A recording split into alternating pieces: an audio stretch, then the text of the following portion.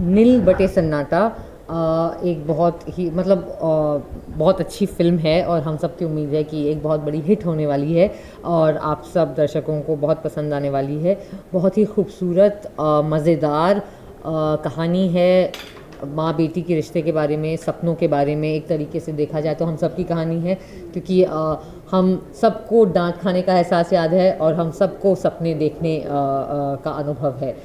इसकी एक बहुत ही खूबसूरत फ़िल्म, जैसा कि ट्रेलर में आपने देखा है, एक बहुत ही सच्ची फ़िल्म, कोई इसमें प्रिटेंस नहीं है, बहुत जेन्युइन फ़िल्म है, इमोशनल स्टोरी है, मज़े भी आएंगे, मज़ेदार भी, आप हंसोगे भी, रोगे भी। तो ऑल इन ऑल नील बटे सन्नाटा, जिसका मतलब होता है एकदम ही गया गुजरा, 0/0। फिल्म का सिर्फ टाइटल ये है, वरना फिल्म बहुत ही अव्वल किस्म की फिल्म है। नाम सन्नाटा है जी स्वरा, इसके अलावा आपके किरदार की बात करें तो आप माँ का किरदार निभा रहे हो, तो कोई अपने बचपन की मेमोरी है जब आपको माँ ने चिल्लाया हो कोई बात के लिए, कोई ऐसी मेमोरी शेयर करना चाहेंगे? हाँ, मेरा पूरा मतलब मेरे बचपन की बहुत ही कंसिस्टेंट मेमोरी है डांट खाना और पनिशमेंट मिलना। और मेरे माता पिता विश्वास नहीं करते थे कि बच्चों को थप्पड़ मारो या मारो, तो वो बहुत ही अनोखे किस्म किस्म के पनिशमेंट्स निकाल के लाते थे। तो मैंने बचपन में, मैं बहुत बड़ी ढीठ थी, मैं बिल्कुल इस अप्पू की जैसे थी और मैंने बहुत डांट वाट खाई है, मार भी 1-2 बार पड़ी है। और बहुत ही अनोखे किस्म के हमें, मेरे फादर नेवल ऑफिसर हैं, तो एनडीए पास आउट हैं वो, नेशनल डिफेंस एकेडमी। तो वो हमें बहुत ही अजीब अजीब के जो उनके जो एनडीए के पनिशमेंट्स होते थे, 1-2 बार कभी कभी वो भी दे देते थे हमें कि राउंड लगाओ 10 ग्राउंड के, और इस टाइप के जो पनिशमेंट्स होते हैं। जी स्वरा, पढ़ने में कैसी थी? 0/0 थी या मैं कुछ विषयों में मैं नील बटे सन्नाटा थी। मैथ्स में जैसे मेरा बिल्कुल डब्बा गुल था, लेकिन कुछ विषयों में मैं काफ़ी अच्छी थी, जैसे अंग्रेज़ी, साहित्य और इतिहास मेरे स्ट्रॉन्ग पॉइंट्स थे। जी सर, इसके अलावा आपका किस तरह का किरदार होने वाला है? मैं एक सिंपल मास्टर बना हूँ, स्कूल का प्रिंसिपल है, टीचर है जो इन्हें पढ़ाता है, साफ सुथरा आदमी है। अब तक लोगों ने मुझे देखा है उससे बिल्कुल अलग है।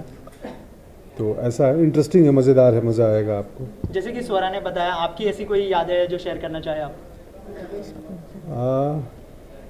इस फिल्म का पूरा शूटिंग के दरमियान 7-8 दिन जो हम 40 बच्चों के साथ में थे क्लासरूम में, 40 नहीं, आई थिंक 25 थे, 25 के आसपास बच्चे थे। उनसे बड़ी यादें हैं, बड़ा मज़ा करते थे, मैं जुड़ गया था उनसे। शूटिंग के बाद मुझे 2-3 दिन तक याद आते रहे सब लोग। तो बाकी कुछ ऐसा अलग नहीं है, बट हाँ, पूरा प्रोसेस बहुत मज़ेदार था ये फिल्मिंग का, जब हम ये फिल्म कर रहे थे। मैम, आप क्या कहना चाहेंगे, आपका किस तरह का किरदार होने वाला है फिल्म में? She is the director of the film. Please continue. I'm so sorry, obviously. Sorry. It happens. That's okay. Yeah. You know, एक अलग तरह की फिल्म है। और अगर मैं बात करूं, बच्चों, कहीं ना कहीं बच्चों पे केंद्रित है, कहीं ना कहीं पढ़ाई लिखाई का जिक्र करती है। कहीं आगे उम्मीद है कि फिल्म टैक्स फ्री भी होगी, कि जिस तरह का सब्जेक्ट है, जिस तरह का सोशल मैसेज है, कि भाई ज़रूरी नहीं है कि बच्चे पढ़ें, उनके वालिदैन, उनके पेरेंट्स भी पढ़ सकते हैं। या सो उम्मीद है कि सब चाहेंगे, मैं भी चाहूँगी, प्रोड्यूसर्स भी चाहेंगे कि टैक्स फ्री हो फिल्म। पर more than the tax free, मुझे ऐसा लगता है कि ये एक बहुत इम्पॉर्टेंट स्टोरी है, जो आपके और मेरे बारे में भी बताती है, तो आपको रिफ्लेक्ट करेगी वो।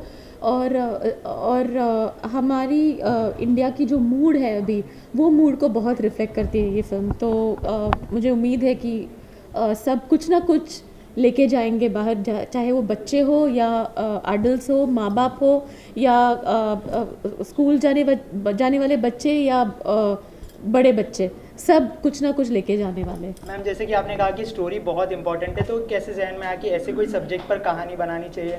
कोई इंस्पिरेशन थी इस कहानी के लिए आपकी? मैं हमेशा ही सोशल कॉजेस में मेरा एक अट्रैक्शन रहा है।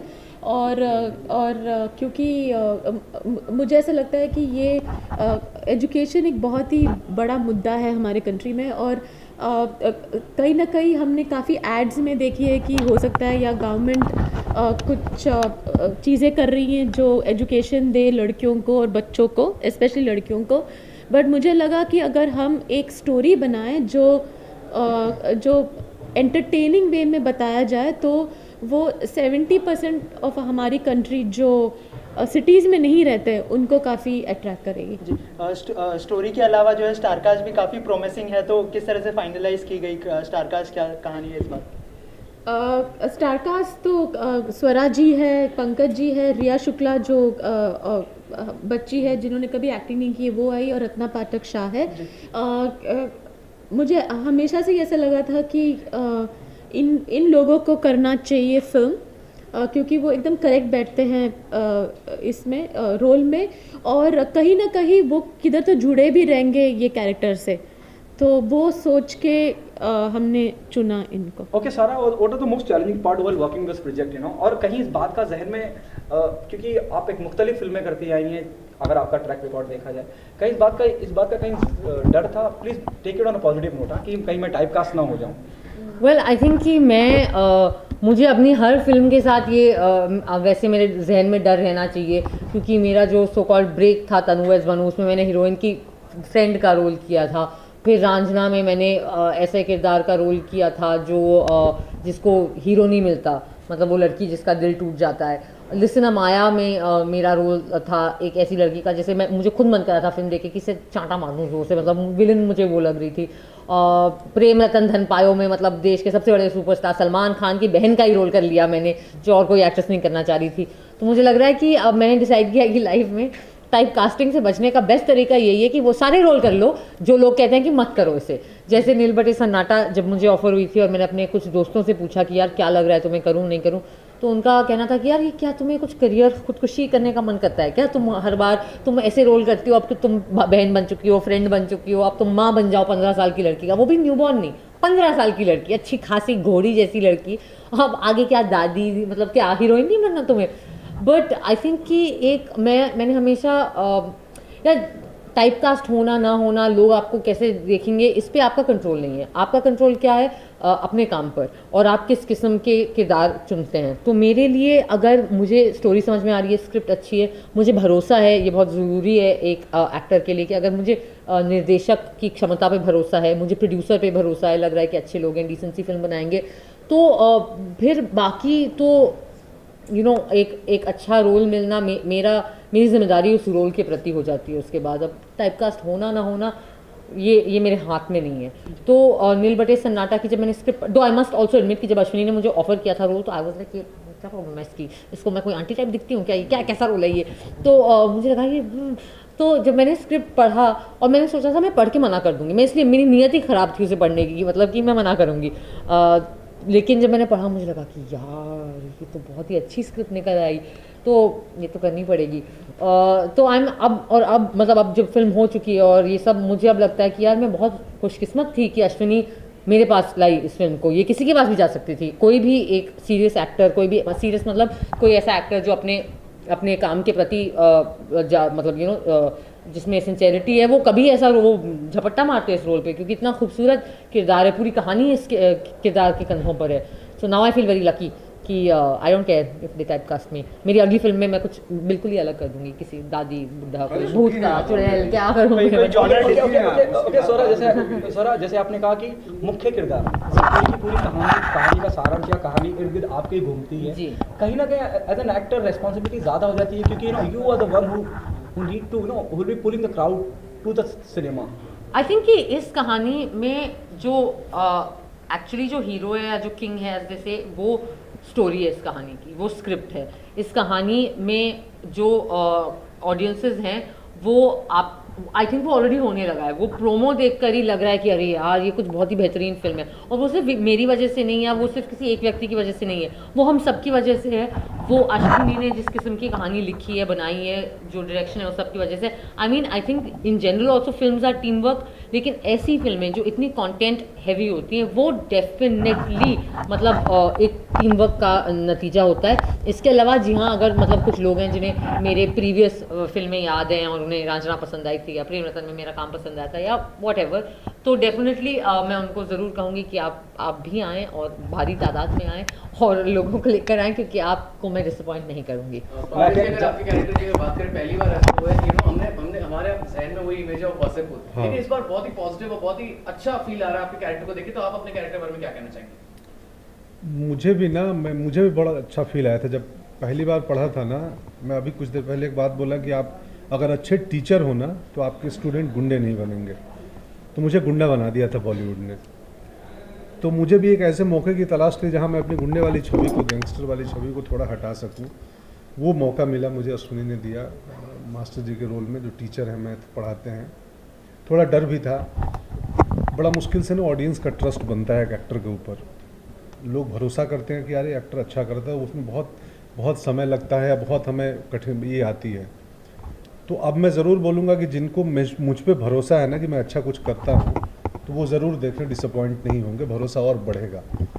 और शुक्रिया सुनी, आपने एक अलग तरीके से भरोसा बढ़ाने का मौका दिया। सर आपको हमने देखा है कि हमेशा से आप एक्सपेरिमेंट करते आए अपने किरदार को लेकर, तो क्या खास बातें देखते हैं कोई भी किरदार चुनने से पहले? कुछ नहीं देखते हैं, मज़ा आना चाहिए पढ़ते हुए, जो कहानी अच्छी लगे। भले मेरा रोल बहुत अच्छा नहीं, जैसे एक कई बार होता है कि फिल्म बड़ी अच्छी है, तो बड़ी अच्छी फिल्मों का हिस्सा होना अपने आप में संयोग की बात है और अच्छी बात है। ये फिल्म बड़ी अच्छी थी, कहानी, इसमें बड़ी अच्छी एक्ट्रेस थी स्वरा भास्कर, इसमें बहुत अच्छी डायरेक्टर थी, और एक मौका था जो तीखा व्यंग क्यों आया आपकी शक्ल पे? ये सार्केज्म का क्या था? ये जो एक्सप्रेशन दिया आपने, आप बहुत अच्छे एक्टर हो, हमें पता है। उम्दा कलाकार है ये, और मैं चाहता हूँ आने वाली और 10-5 फिल्में इनके साथ एकदम ही करूं। फेक लग रहा है ये, एकदम ओवर एक्टिंग लग रही है, बिल्कुल कोई कन्विक्शन नहीं नजर आया इस स्टेटमेंट में आपका। खुद निकाल के दिखाओ। Okay, to the director, you know, what message do you want to give the audience? Why they come and be a part of the film? Though, you know, everything is appreciated very well by the critic, audience. You know, response is really positive after the trailer. मुझे चाहिए कि लोग आके देखें, क्योंकि वो उनकी और मेरी कहानी है। और आप जब देखेंगे पिक्चर को, ये स्टोरी को, ये पिक्चर को, तो आप ये बाहर जाके नहीं सोचेंगे कि ये क्या बना है। आप ये बाहर जाके सोचेंगे कि यार किधर न किधर ये कुछ तो मेरे बारे में बोल रहा है। और you will start pondering over it after you go leave the movie hall. So I think it's that, and it is about that your present doesn't decide your future. So wherever you are, whatever you do, you have the right to dream. That's it. Okay, the last one. Film की commercial success जो भी हो, film release के बाद पता चलेगा, लेकिन क्या फिल्म को आप नेशनल अवार्ड के लिए भेजना चाहेंगे? क्योंकि फिल्म एक कहीं सोशल मैसेज कैरी करती है। Might be I am repeating my self so many time, but still want to do you want to push the film for the national award? So that's all up to fate. It's all up to where the film There are travels. films who are not commercially so good, but Yeah. they do Yeah, go for the I national understand. award. I've not even thought about it yet. सोचा नहीं है इसके बारे में अभी तक. But you love to. Of course, would love to. Thank you so much. Thank you.